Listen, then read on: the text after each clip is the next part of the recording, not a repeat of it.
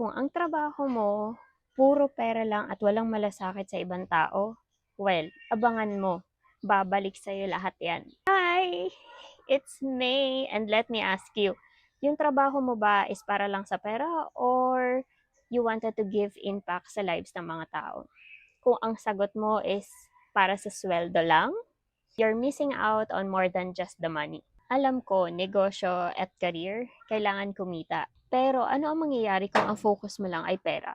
Kung tinatrato mo ang mga tao as target instead of human beings. Mawawala yung tiwala, yung connection, and puso sa lahat ng mga ginagawa mo. I've been in situations na bottom line lang pinag-uusapan. And trust me, it doesn't feel right. Pero kapag seryoso ka na mag-serve sa tao, dun mo makikita yung magic.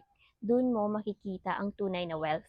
So here's the thing, kapag wala kang care, ramdam ng tao yan. Hindi lang yan sa business, pati na rin sa personal relationship. But if you genuinely care, everything changes. Remember, you're not trying to sell here. You're giving value and uplifting others. So I shifted my mindset. Hindi lang yung tipong about sa pera lang. But I wanted to build something meaningful. Kaya ako nandito sa health and wellness industry because I believe in nourishing both the body and the soul. Hindi mo yan makukuha by just chasing the money.